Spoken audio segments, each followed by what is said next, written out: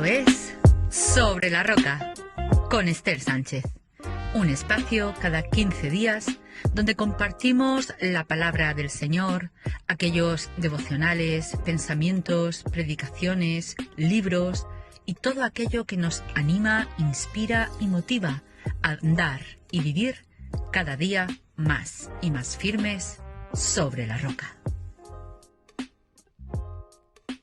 Hola queridas amigas y compañeras de camino, estamos un sábado más en Sobre la Roca y esta vez es un programa bastante diferente porque como pudisteis ver en la publicación que compartimos la semana pasada, tuvimos la bendición y la oportunidad de estar de retiro con las hermanas de la región de Murcia y estuvo con nosotras Carmen Arenas, quien colabora junto a su esposo pastoreando la iglesia de Puerto Llano en Ciudad Real.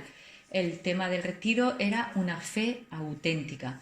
Mi idea inicialmente era compartiros un resumen de todo el retiro en un podcast de 15-20 minutos máximo, pero es que la primera charla que Carmen compartió con nosotras, cómo afecta una fe auténtica a nuestra identidad, es que no tiene desperdicio alguno. Así que la voy a compartir con todas vosotras al completo para que podáis ser tan edificadas y tan bendecidas como lo fui yo y como lo fuimos todas nosotras las que estuvimos allí. Disculpad la calidad del audio, lo grabé con mi móvil desde mi asiento y también la sala de conferencias del hotel donde estábamos pues tampoco estaba acondicionada para este tipo de actividades, ¿no? Entonces el audio no se escucha muy bien, pero yo sé que vosotras escucháis con el corazón y con la disposición de recibir aquello que Dios tiene para vosotras. Pues sin más preámbulos, adelante y que el Señor os bendiga. ¿Sí? ¿Se oye bien aquí atrás? Muy bien. Pues muy buenos días. La verdad es que estoy disfrutando desde ayer que llegamos de ir conociéndoos un poco más, pero esta mañana en el grupo de devocional también he disfrutado mucho de escuchar, de conocer un poquito más a fondo lo que el Señor hace en muchas de vosotras.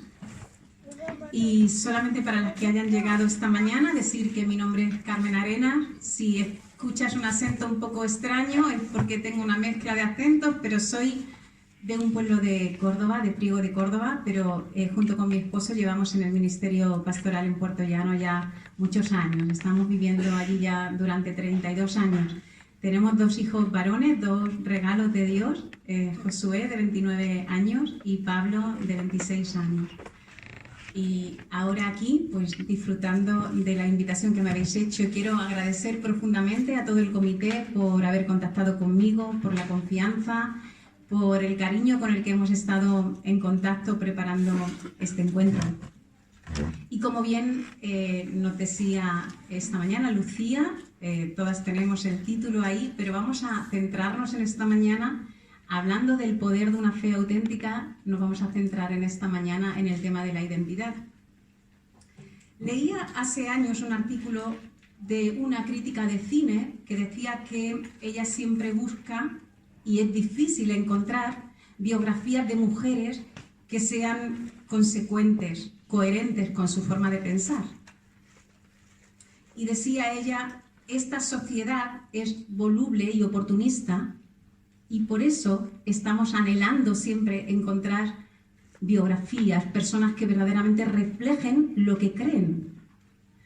Así que cuando leí eso vino a mi mente lo que el apóstol Pablo dijo a Timoteo, esa fe no fingida que estuvo en tu abuela y estuvo en tu madre y ahora está en ti. Esa fe no fingida, esa fe que no tiene que ver con apariencia, que no tiene que ver con postureo, sino que tiene que ver con lo genuino, con lo auténtico. Por tanto, esa fe genuina, auténtica, afectará no solamente nuestra identidad, sino que afectará nuestras decisiones y afectará nuestras motivaciones, afectará la totalidad de lo que somos. Y vamos a tener un texto como cabecera en las 3 conferencias, aunque luego después os derivaré algunos otros textos bíblicos, pero el texto, si me queréis acompañar, se encuentra en Colosenses capítulo 3. Si tenemos ahí las Biblias y me podéis acompañar, vamos a sacar mucho más jugo a todo lo que vayamos compartiendo. Y vamos a leer del versículo 1 al 4 en esta mañana. Colosenses 3, versículo 1 al 4. Y dice así la palabra del Señor. Si pues habéis resucitado con Cristo, buscad las cosas de arriba, donde está Cristo sentado a la diestra de Dios. Poned la mira en las cosas de arriba, no en las de la tierra, porque habéis muerto y vuestra vida está escondida con Cristo en Dios. Cuando Cristo vuestra vida se manifieste, entonces vosotros también seréis manifestados con Él en gloria. Sabemos que el ser humano tiene identidad desde el momento en que nace. Sin embargo, la percepción y el desarrollo de esa identidad va teniendo un progreso a lo largo de toda nuestra vida. Ahora bien, en el pasado era más fácil diferenciar o distinguir en qué consistía la identidad, porque normalmente la identidad, según el diccionario, según la RAE, tiene que ver con ese conjunto de rasgos propios de un individuo o de una colectividad que nos hace diferentes frente al resto. Y en el pasado, la identidad estaba bastante definida por lo que habíamos recibido, es decir, la nacionalidad, la cultura, clase social, familia, género. Pero de unos años para acá, en las últimas décadas, la corriente de pensamiento que tiene que ver con el individualismo y un individualismo radical ha puesto sobre la mesa la supuesta posibilidad de que cada ser humano se autodefina, que no acepte la identidad que ha recibido, sino que cree él mismo o ella misma su propia identidad. Esto que parece tan llamativo, que suena tan a libertad, va a ser algo muy difícil de manejar y de hecho ya está siendo muy difícil de manejar. En el año 2015, el New York Times Magazine habló de que era el año 2015, el año de la obsesión por la identidad. Algunos sociólogos, psicólogos, filósofos hablan de que estamos cambiando el pienso, luego existo o luego soy, por el siento, luego soy. Y este cambio es un cambio peligroso, porque eso puede llevarnos a creer que aquello que yo experimento o siento es lo que me define. Pero lo que yo siento y lo que yo experimento es muy cambiante. Así que si esto va a ir determinando lo que soy, me puede dejar en un caos muy angustioso del que realmente no voy a ser capaz de salir. Ahora, la pregunta es, ¿tiene Dios algo que decir al respecto? Si nos fuésemos juntas al principio del principio, es decir, a Génesis, cuando Adán y Eva son creados por Dios,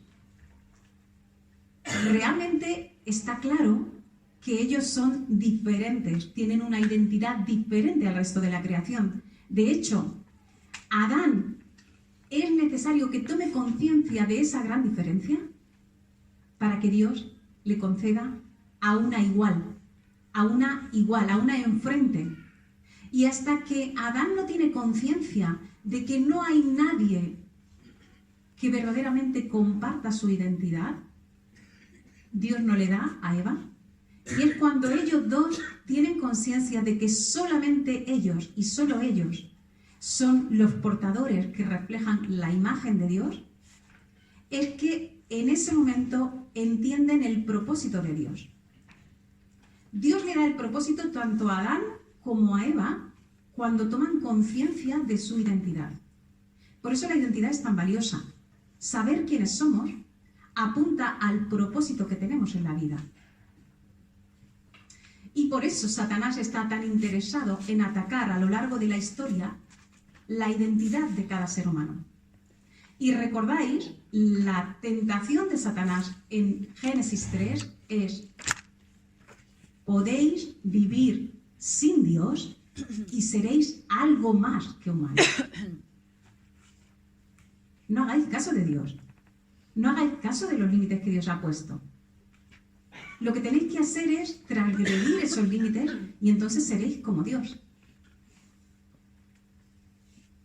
La tentación siempre será: tú puedes ser tu propio Dios, tú puedes autodefinirte, tú puedes crear tu propia historia y serás algo más de lo que Dios ha preparado para que tú seas. Pero cuando vamos, por ejemplo, a las tentaciones de Jesús en Mateo 4, vemos que cuando Jesús va a iniciar su ministerio, Satanás también procura atacar la identidad de Jesús. Y si recordáis, lo que Satanás le dice es: si de verdad, si acaso tú eres hijo de Dios, pues entonces di a estas piedras que se conviertan en pan o tírate desde aquí, ¿verdad? O sea, al final Satanás normalmente juega con estas dos estrategias. O bien nos hace creer que podemos ser algo que no somos, que podemos ser dueño de nuestro destino, que podemos ser el Dios de nuestra propia vida, o bien nos hace dudar del valor que sí que tenemos. Así que no somos Dios, pero sí somos hijas amadas de Dios. Y ahí radica la base estable, eterna de nuestra identidad. Y mirad que el texto que hemos leído de Colosenses, el apóstol Pablo empieza diciendo, algunas versiones traducen si pues habéis resucitado con Cristo, pero ese si pues no es un condicional hipotético.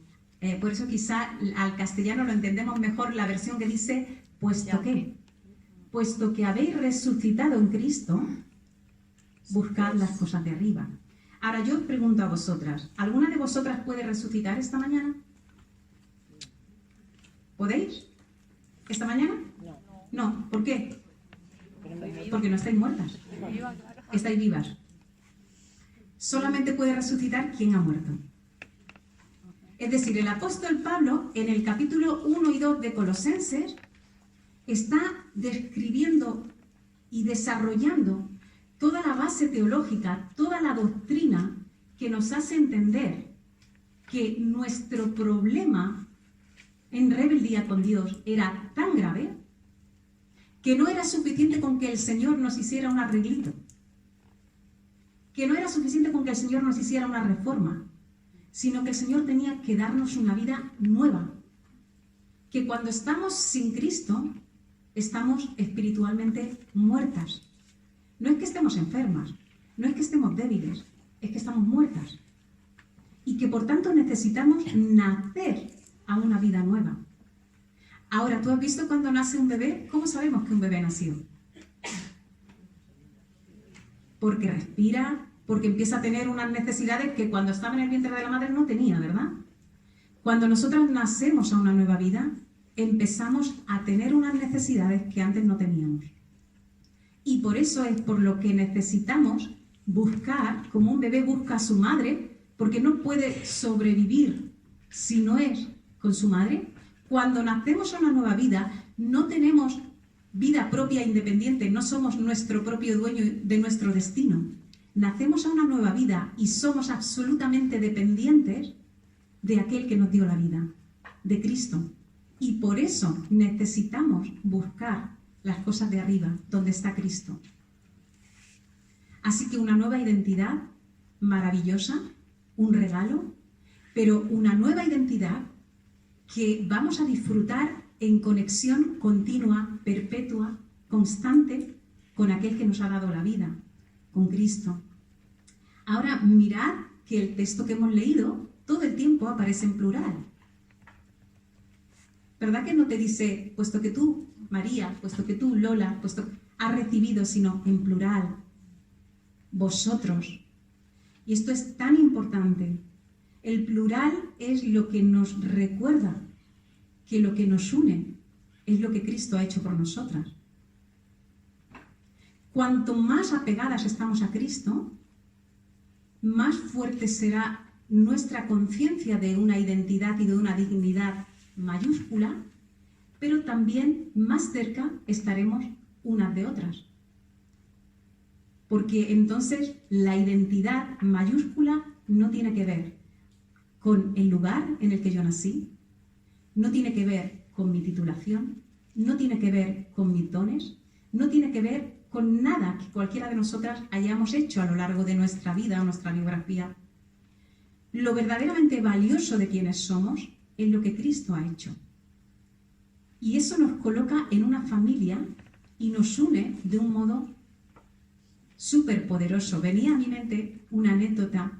En una ocasión estábamos en unas conferencias que había organizado el ayuntamiento sobre integración social, y por el proyecto social que realizamos en la iglesia nos invitaron.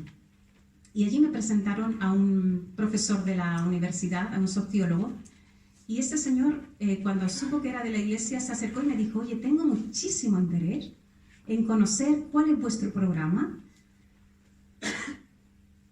para conseguir que la gente se integre, porque hay gente de muchas nacionalidades diferentes y sin embargo sé que convivís y os lleváis bien.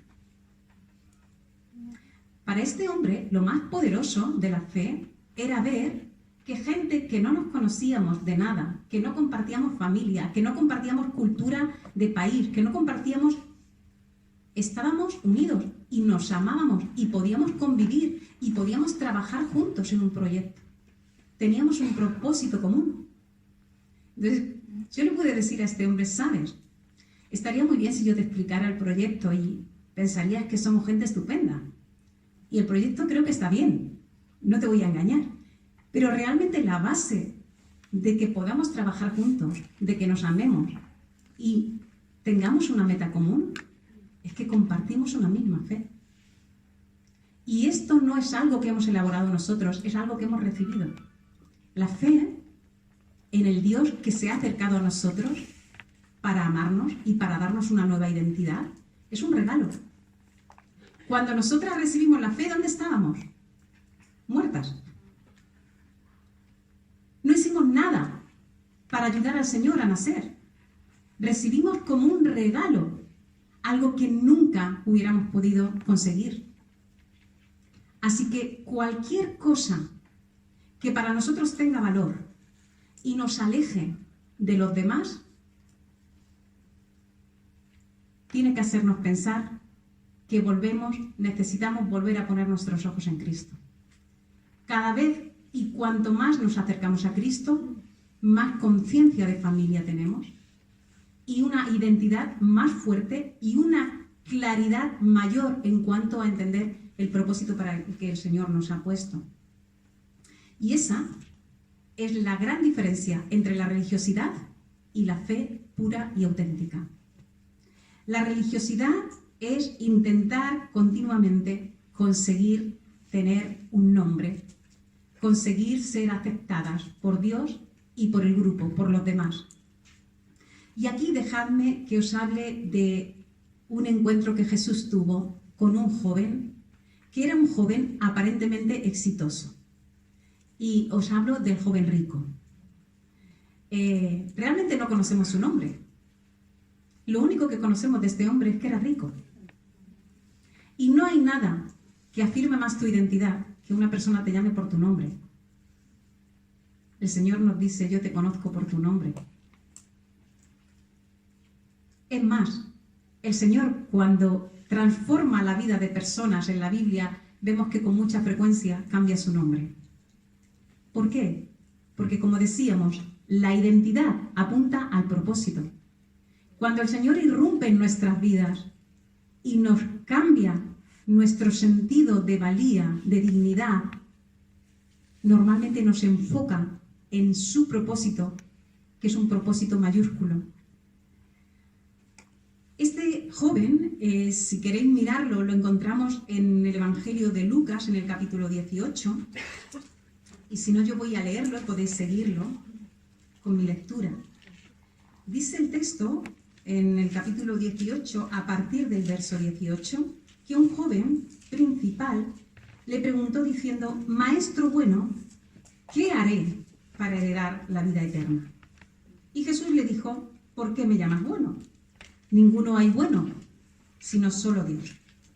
Los mandamientos sabes: no adulterarás, no matarás, no hurtarás, no dirás falso testimonio, honra a tu padre y a tu madre. Él le dijo: todo eso lo he guardado desde mi juventud. Jesús, oyendo esto, le dijo: aún te falta una cosa. Vende todo lo que tienes y dalo a los pobres, y tendrás tesoro en el cielo, y ven, sígueme. Entonces él, oyendo esto, se puso muy triste, porque era muy rico. Al ver Jesús, que se había entristecido mucho, dijo: cuán difícilmente entrarán en el reino de Dios los que tienen riquezas.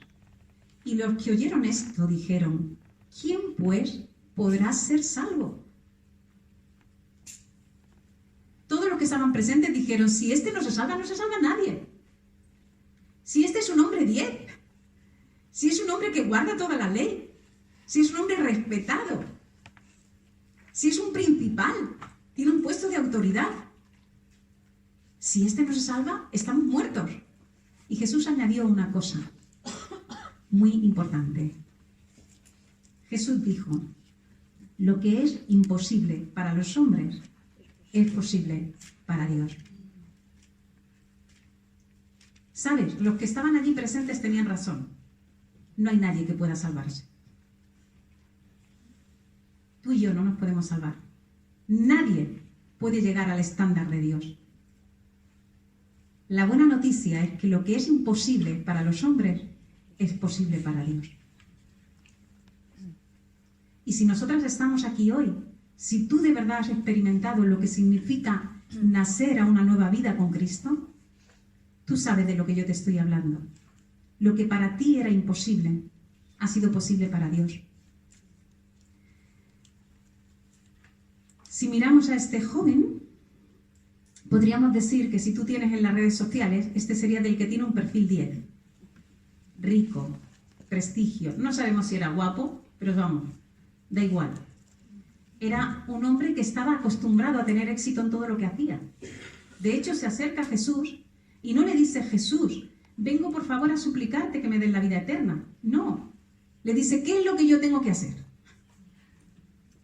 O sea, este hombre estaba acostumbrado a esta filosofía que también tenemos ahora tan actual. Todo lo que tú quieras en la vida y te lo propongas, lo puedes conseguir. Este hombre había tenido éxito en su vida.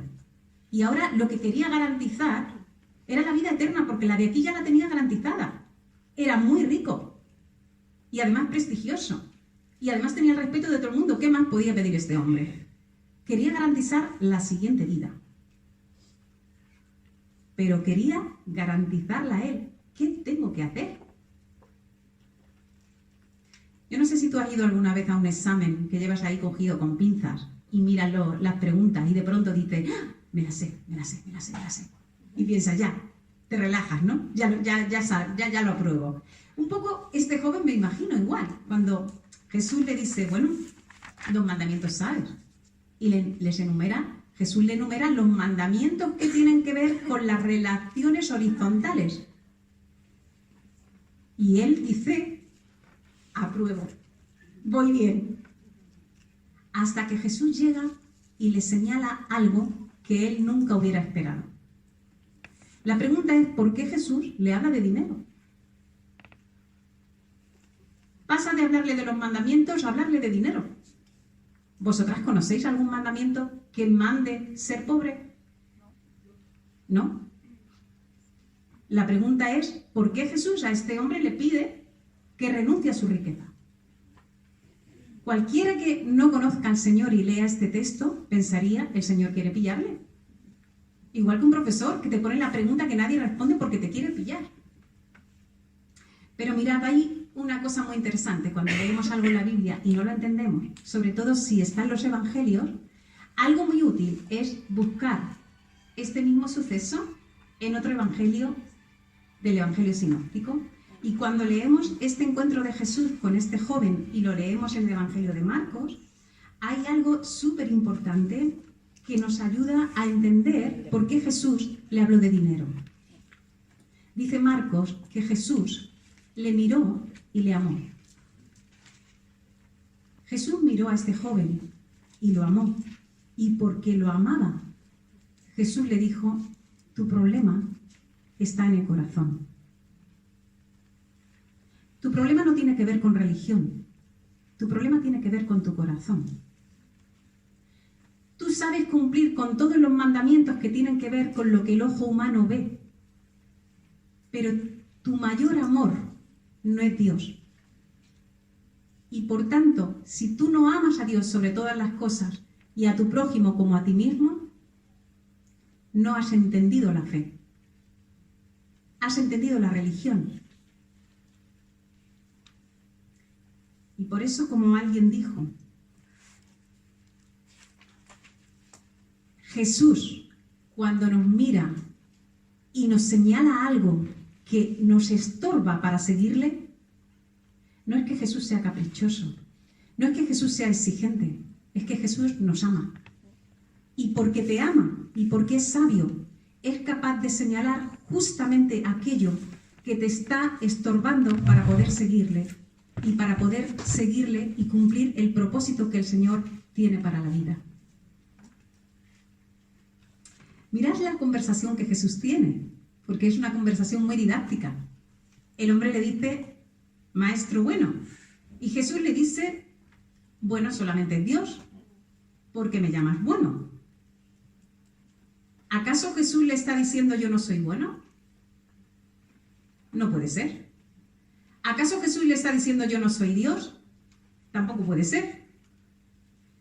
Luego, más bien, creo que por la lógica, Jesús, que era muy pedagógico en sus conversaciones, le está diciendo, tú sabes que bueno solamente es Dios. Y tú me miras a mí y ves que soy bueno. ¿Has pensado que yo soy Dios? Hay una gran diferencia entre acercarnos a Jesús como un maestro o acercarnos a Jesús como Dios. Si Jesús es solamente tu maestro, va a informar tu mente, pero nunca le vas a dejar que Él haga cambios profundos en tu vida. Vas a querer que la fe sea un complemento, pero no sea el centro. Este hombre quería mantener su estilo de vida y además tener un complemento que asegurara la vida eterna. Quería una cláusula para la otra vida, pero esta vida la quería intacta. Pero Jesús lo que le está diciendo es, yo no solamente soy un maestro, yo soy Dios. Y si yo soy Dios, tengo autoridad para decirte los cambios que son importantes y necesarios en tu vida. Si Jesús es Dios, Jesús tiene el amor para venir a cambiar nuestro sentido de identidad. Y no lo hace de un modo caprichoso, lo hace porque sabe que cuando nuestra identidad descansa en algo diferente a Él mismo, estamos en terreno peligroso. Porque nuestro sentido de dignidad y nuestro sentido de valía dependerá o de nosotros mismos o de lo que otros digan de nosotros. Y ese es un terreno muy peligroso. Jesús no quería tener un religioso más. Jesús quería una persona que entendiese el poder de una fe auténtica. El problema no estaba en el dinero. En la Biblia encontramos muchas personas que tenían dinero, eran muy ricas. Encontramos a Job, encontramos a Abraham, encontramos la familia de Lázaro, gente que estaba muy bien situada. No es que ser rico te haga más pecador, ni ser pobre te haga más piadoso. El asunto es dónde descansa tu identidad. ¿Qué es lo que más amas? A lo mejor para una persona puede ser el dinero, a lo mejor para otra persona pueden ser sus títulos, sus hijos, su marido, el éxito que ha tenido en su profesión. Y nada de eso es malo en sí mismo. Ahora bien, si eso es lo que tú has entendido que te define como persona, entonces tu corazón está en un terreno peligroso. Porque las situaciones cambian. Pero nuestro valor, nuestra dignidad, no cambian. Como dijo alguien, el problema del corazón es el corazón del problema. El problema del corazón es el corazón del problema. El ser humano, cuando tiene problemas, todas nosotras cuando tenemos problemas, normalmente buscamos culpables fuera, en nuestro entorno. La familia que me crió, el contexto laboral, el marido que me ha tocado, los hijos que me tocaron, mil cosas. Pero al final, donde el Señor quiere obrar es en nuestro corazón. Y allí es donde se encuentran las mayores luchas, pero también es donde el Señor quiere traer la gran victoria. Es por eso que Jesús, conociendo el problema de este joven, le da el tratamiento adecuado, el oportuno. Y le dice, vende lo que tienes, dalo a los pobres, ven, sígueme. Cada uno de estos imperativos están dirigidos a este joven.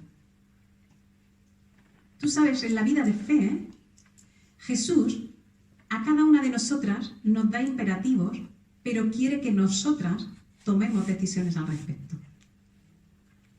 Habría sido más fácil que Jesús le dijera, mira, dame todo lo que tienes, te lo vendo yo y te ahorro el mal rato, porque tienes tanto que vender que vas a sufrir mucho. Pero Jesús le dijo, eres tú el que tienes que tomar la decisión, eres tú el que tienes que vender, eres tú el que tienes que repartir, y así te vas a quedar, como dice una de mi iglesia, livianito. Te vas a quedar livianito para seguir. ¿Tú has visto lo difícil que es hacer una carrera con una mochila? ¿Has tenido que correr alguna vez para coger un avión, un tren y llevas una mochila? Es que te dan ganas de dejar la mochila para coger el tren, ¿no? Lo que el Señor Jesús está diciendo es, mira, la vida de fe no se puede correr con esta carga que tú llevas.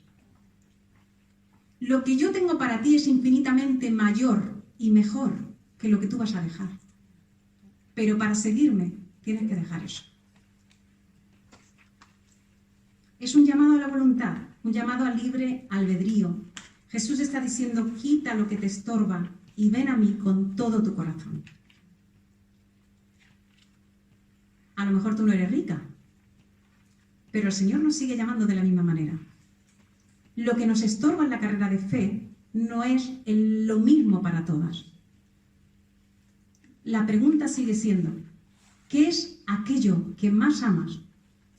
¿Qué es aquello que tú crees que sin ello no merece la pena vivir? Para este joven, aquello sin lo que no merecía la pena vivir era el dinero. Pero a lo mejor para ti es otra cosa diferente. Y el Señor, cuando nos mira, porque nos ama tanto, en su momento nos señala, deja esto que te estorba y sígueme. Deja lo que te estorba y sígueme. Este joven había puesto su identidad, toda su valía, en lo que había conseguido, en su dinero. Pero Jesús no quería su dinero, Jesús quería su corazón. A día de hoy, Jesús no quiere, permíteme, no quiere tus logros, no quiere tu reputación, no quiere ni siquiera las grandes cosas que tú puedes hacer en el reino de Dios. Lo que Jesús sigue queriendo por encima de todo es tu corazón, es mi corazón. Lo que Jesús sigue queriendo por encima de todo es ser nuestro mayor amor, nuestro gran amor.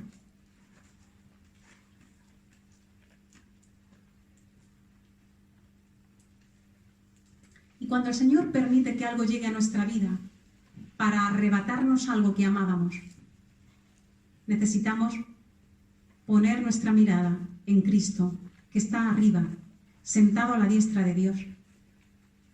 Y cuando nosotros miramos a Cristo, vemos a Cristo y ahora le vemos sentado, pero Él no se sentó hasta que acabó la obra de salvación.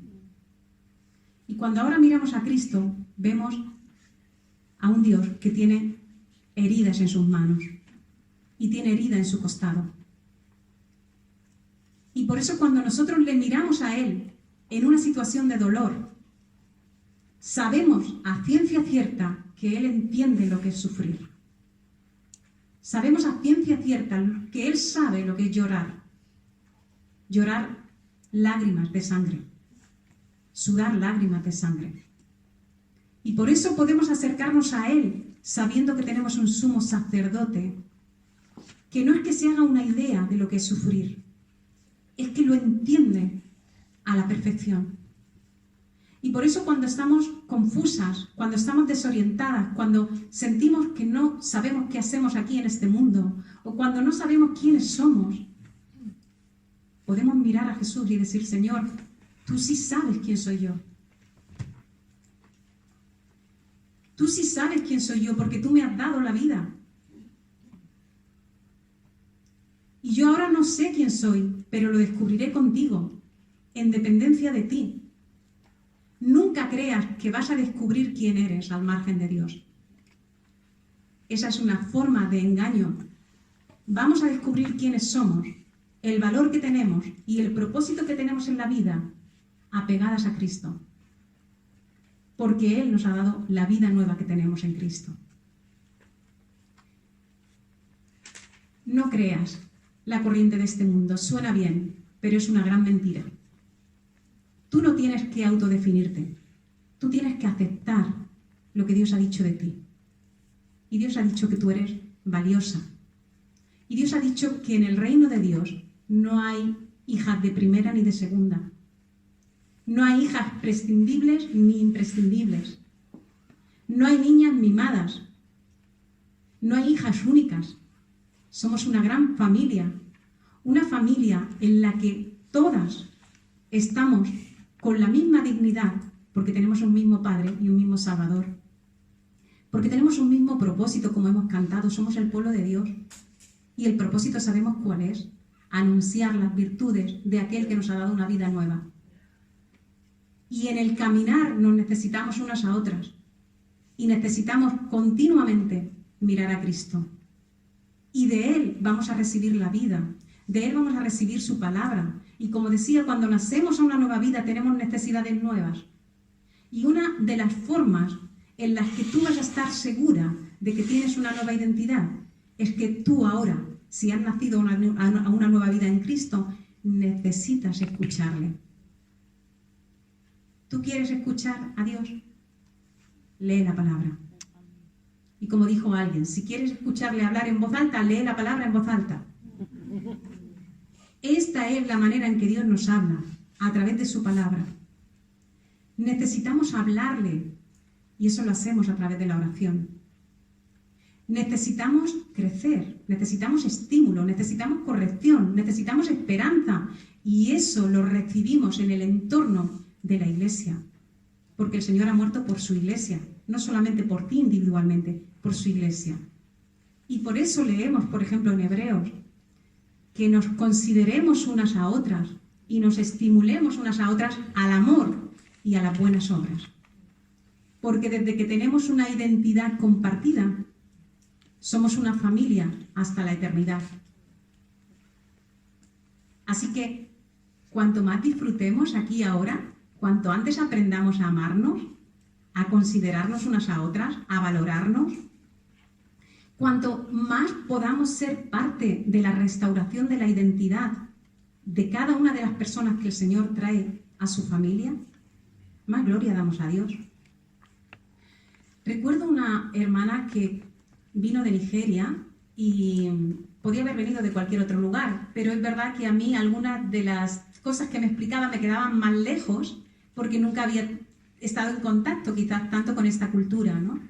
Y cuando ella se convirtió al Señor y yo estaba enseñándole el discipulado, porque ella se quería bautizar, hubo un momento en que ella me dijo una frase que no olvidaré jamás. Me dijo, Carmen, antes de conocer a Jesús, yo era una niña que no existía. Y yo le dije, a ver, explícamelo otra vez. Y me repitió la misma frase. Antes de conocer a Jesús, yo no existía. ¿Cómo que no existías? Ella decía, si yo desaparecía, nadie me iba a buscar. Mi madre estaba muerta. A nadie le importaba. Y yo casi prefería que nadie me encontrara. Porque cuando encontraba a mi padre era para darme una paliza. Para mí lo mejor que me podía ocurrir en la vida era no existir. Pero cuando Cristo me miró, yo volví a la vida. Yo volví a entender que tenía sentido seguir viva. Volví a entender que había un propósito para mi vida. Cuando Cristo nos mira para vida nueva, hermana, es que no hay nada más revolucionario. Cuando llegamos a la familia de Dios, llegamos con muchas heridas, cada una de nosotras. Pero es importante que entendamos que el Señor, al darnos una identidad común en Él, nos ha hecho responsables también del cuidado, de nutrir, de acompañar, de sanar las heridas de todas aquellas personas que Él trae a su familia.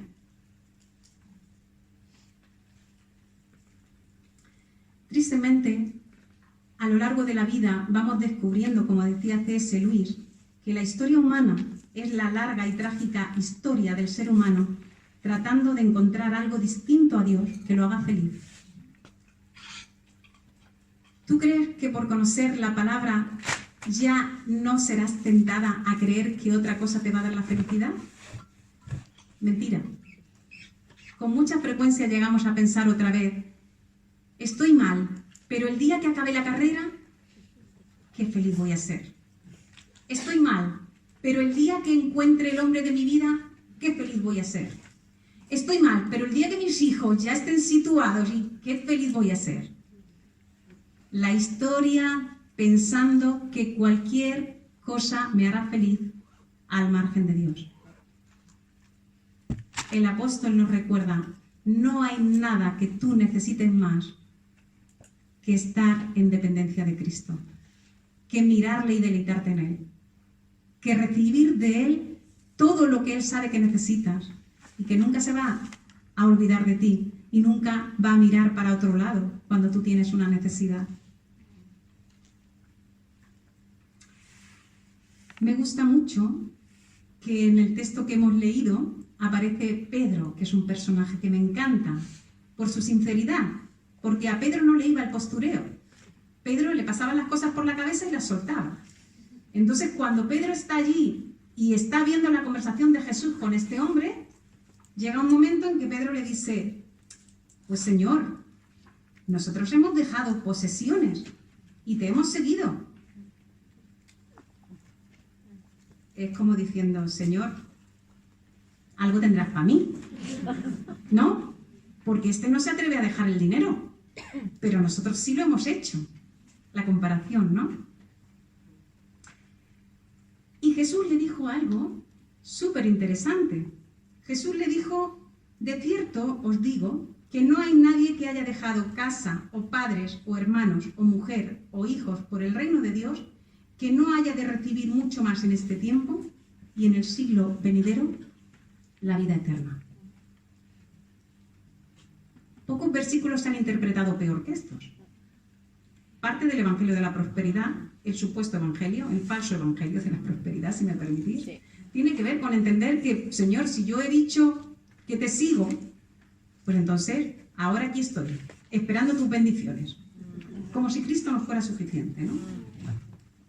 Lo que el Señor Jesús le está diciendo aquí a Pedro es, mira Pedro, todos aquellos que habéis recibido el reino de Dios, todos habéis tenido que renunciar a cosas. Si tú no has pagado ningún precio por seguir a Cristo, no te preocupes, lo vas a pagar. A lo mejor es que está en los primeros días, pero esto llega. Y normalmente, no pequeño. Los ejemplos que Jesús da no son pequeños. Habla de las relaciones más importantes en la vida. Habla de las relaciones más importantes en una cultura oriental donde la familia era sagrada. Jesús está diciendo, seguirme a mí tiene un alto coste. Pero te digo algo, cualquier cosa que tú dejes no es nada comparado con lo que tú vas a recibir. Y no le habla en términos monetarios, aunque aparentemente dices, hombre, él dice de casas, ¿no? Yo te diría que cuando nuestros hijos ya se hicieron más mayores y empezaron a viajar, para mí era de verdad tan consolador orar por ellos cuando iban a salir por la puerta con su maleta y decir, Señor, te los encomiendo. Te los encomiendo. Y tú tienes preparados para ellos padre, madre, hermanos, casas. Y así ha sido. Siempre. Y en mi propia experiencia, yo salí muy jovencita de mi pueblo para estudiar y luego cuando me fui al seminario, nunca me ha faltado una casa donde dormir. Porque en la familia de la fe, en el reino de Dios, se practica la hospitalidad. Y disfrutas de casas y no tienes que pagar contribución. Y disfrutas de hospedar a personas en tu casa y cuánto nos enriquece hacer eso. ¿Por qué?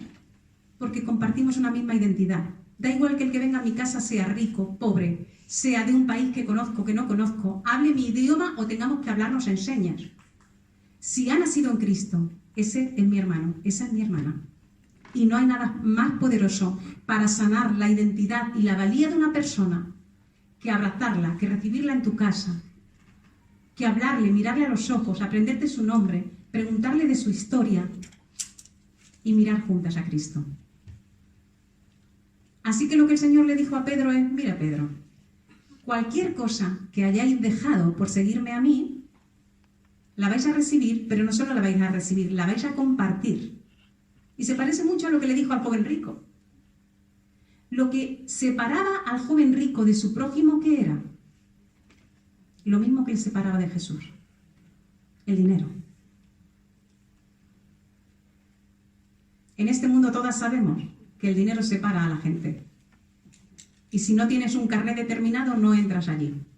Y si no tienes un poder adquisitivo determinado, entras por una cola o entras por la otra. ¿Tienes acceso a una serie de beneficios o no lo tienes? Lo que Jesús le dijo al joven rico es, mira, para seguirme a mí necesitas dejar el dinero a un lado. Y de paso lo compartes. Y vas a llevarte un 2 por 1. Vas a poder estar cerca de mí y vas a poder estar cerca de tus semejantes. Y a Pedro le dijo, si vosotros me seguís, lo que tenéis ahora lo vais a compartir. Y en la familia de la fe, todos vais a disfrutar de lo que los demás tienen. Porque ahora lo más importante no es lo que tú has conseguido, sino lo que yo te he regalado. ¿Dónde descansa nuestra identidad? ¿Dónde descansa nuestro valor? ¿En lo que hemos conseguido? ¿En lo que nos diferencia de los demás? ¿O en lo que nos une en Cristo? Hay una historia diferente, con un final bastante más feliz, porque este hombre dice que se fue muy triste, y esta es una de las manifestaciones de rechazar la identidad que Cristo quiere darnos, y es que nos quedamos muy tristes. En cambio, hay otro encuentro de Jesús, que solamente os lo voy a relatar porque lo tendréis en vuestra mente, y es cuando Jesús se encuentra con Leví, el recaudador de impuestos. ¿Recordáis? Sí. Este hombre está allí en su mesa de cambistas, este hombre también tiene su futuro garantizado, tiene un trabajo que le deja un montón de dividendos, y Jesús pasa por allí, ¿y qué le dice? Deja eso y sígueme. ¿Y Leví qué hizo? Le siguió. Lo dejó y le siguió. Pero ahora, ¿cómo conocemos a Leví? No le conocemos con el nombre de Leví, le conocemos con el nombre de Mateo. ¿Saben lo que significa Mateo? Mateo significa don de Dios. Una nueva identidad, un nuevo propósito. Leví vivía para sí mismo, para ganar más dinero, para tener una vida cómoda, aunque eso significara que le odiaran todos los compatriotas, porque claro, cogía dinero recaudaba impuestos para el imperio invasor, con lo cual todo el mundo le odiaba. Pero da igual, a él le compensaba porque tenía dinero, que era lo que quería. Pero cuando Jesús le dijo, Leví, deja eso, y le siguió, cuando Jesús le dio una nueva identidad, Leví tuvo un nuevo propósito. Ahora ya no era Leví, ahora era Mateo. Y el propósito era no hacerse rico a costa de los demás, sino enriquecer a los demás a costa de sí mismo. ¿No te parece maravilloso? El Señor es capaz de pegarle la vuelta a nuestra vida. Y eso es venir a Cristo. ¿Qué es lo que más necesitas en tu vida? ¿Qué marca tu identidad? ¿Tus títulos? ¿Tus seguidores en las redes sociales? ¿Tu influencia? ¿Tener unos buenos hijos? ¿Tener un nombre en el trabajo? Me gusta mucho que el apóstol Pablo, quien escribió también Colosenses, en un momento dado, cuando se define a sí mismo, la esencia de su vida, Pablo, que podía haber dicho un montón de logros, Pablo habría podido decir, yo soy fariseo, soy judío de un alto nivel académico, soy escritor. Sin embargo, Pablo solamente dice una cosa de sí mismo. Para mí el vivir es Cristo. Si a Pablo le hubieran dicho, Pablo, ¿qué te define? ¿Qué es lo que llena tu vida de valor? ¿Qué es lo que te llena de propósito? ¿Qué es lo que te ilusiona? Habría respondido en todas las ocasiones, Cristo. Para mí el vivir es Cristo. Qué importante es entender que a los ojos de Dios el valor tuyo, tu valor, no depende ni de lo que tienes ni de lo que haces, sino de que has sido creada por Dios y has sido rescatada por Dios a través de la obra de Cristo. La dignidad del ser humano no está en lo que el ser humano puede conseguir, sino en lo que el ser humano ya tiene cuando viene a Cristo. Así que cuando te sientas tentada, cuando sientas que a tu vida le faltan muchas más cosas por conseguir, necesitas mirar a Cristo. Necesitas redescubrir lo que tienes en Cristo. No necesitas ser como la hermana que tienes al lado, ni como la compañera de trabajo. No necesitas tener los hijos que tiene la fulanita, que son maravillosos. Necesitas mirar a Cristo y decir, Señor, esto que tú me has dado es tu propósito para mí. Y yo quiero vivir agradecida, enfocada en aquello que tú has planeado para mí. Me gusta que el texto que hemos leído de Colosenses dice que nuestra vida está escondida con Cristo y apunta a la eternidad. Y dice, cuando Cristo vuestra vida sea manifestado, entonces vosotras seréis manifestadas con Él en gloria. Entonces, ¿tenemos una vida nueva? Sí, amén. Pero estamos en proceso de transformación hasta que Cristo venga y seamos manifestadas con Él en gloria.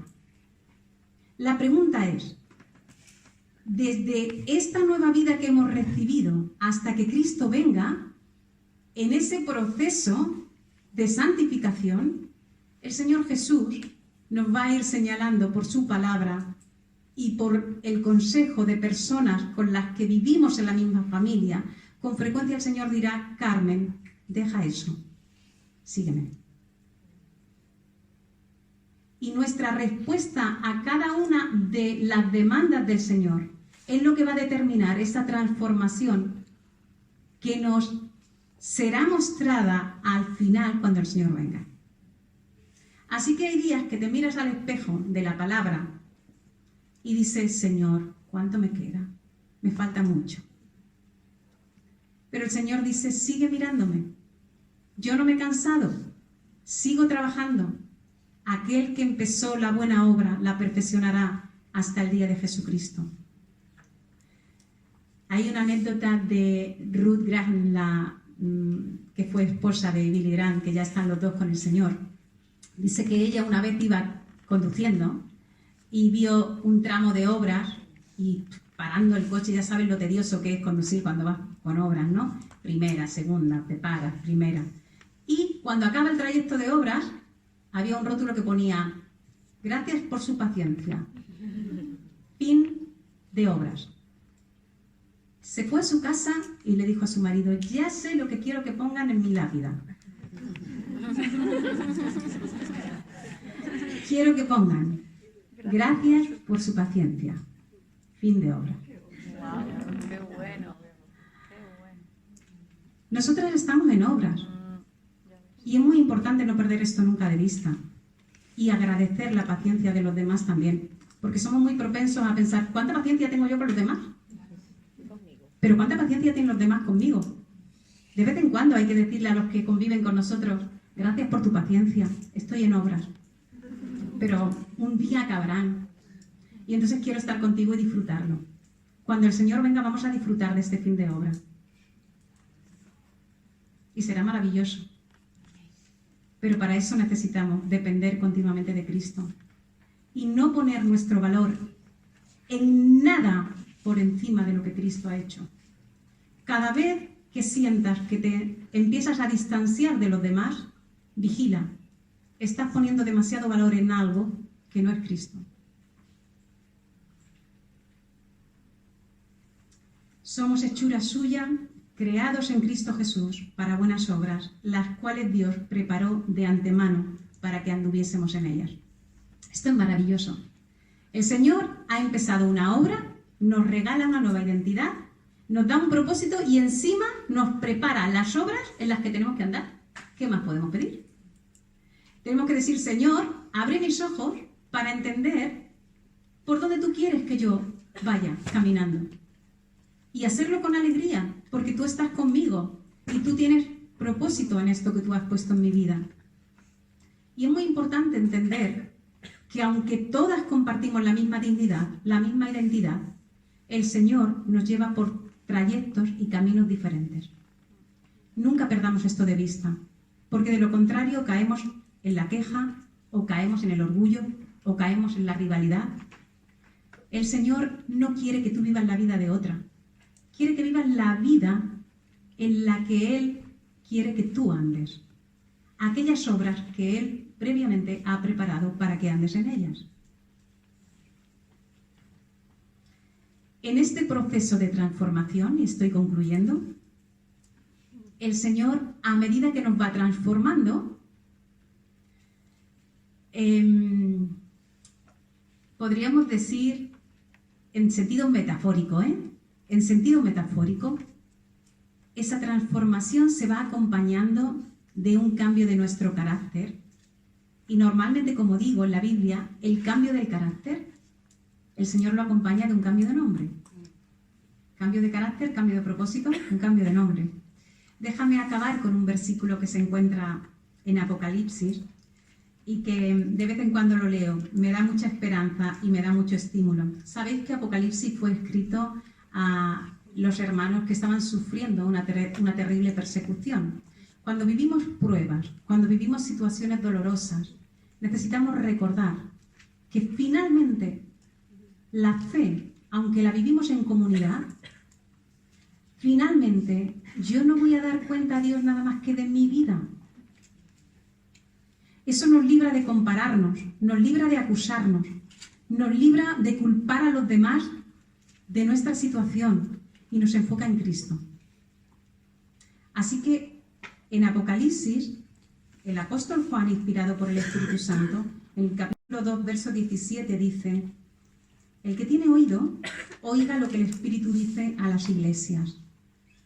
Al que venciere, daré a comer del maná escondido y le daré una piedrecita blanca, y en la piedrecita escrito un nombre nuevo, el cual ninguno conoce sino el que lo recibe. El Señor le está diciendo a creyentes que están sufriendo mucho, muchísimo. Muchos están muriendo. Muchos están siendo expropiados de todas sus posesiones por no negar a Jesús. Y el Señor les está diciendo a través de este texto: persevera, yo estoy contigo. Y cuando llegues al final, yo te voy a dar algo que tú todavía no puedes ver con tus ojos, pero será maravilloso. Y en el proceso yo estoy obrando en ti una transformación. Así que cuando acabe esa obra, cuando lleguemos a fin de obra, yo te voy a dar una piedrecita blanca y allí verás el nombre que resume toda la transformación que yo he obrado en ti. En medio de las pruebas, en medio de las adversidades, en medio de las presiones, el Señor no está dormido, el Señor no está mirando para otro lado, el Señor está obrando en nuestra vida. Una reforma radical, profunda, transformando nuestro carácter para que nos parezcamos más a Cristo. Y cuando el Señor nos llame, cuando Cristo sea manifestado y nos manifieste el cambio que ha hecho en nosotras, entonces diremos, Señor, ahora lo veo, ahora lo entiendo. A veces yo me pregunto, ¿cómo me gustaría que el Señor me llame al final de mi vida? Me gustaría que me llame amabilidad. Me gustaría que me llame paciencia. Me gustaría que me llame pacificadora. ¿Cómo me gustaría? ¿Qué cosas anhelo que el Señor transforme en mi vida? Porque también es bueno que digamos, Señor, quiero que tú me cambies en esto, porque sé que esto no es bueno y yo no puedo, pero lo que es imposible para mí, para ti es posible.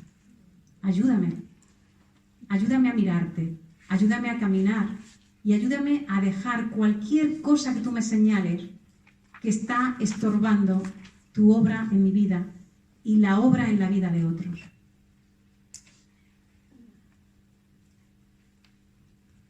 Todas tenemos una identidad común, pero cada una de nosotras tenemos circunstancias particulares. No te compares con nadie.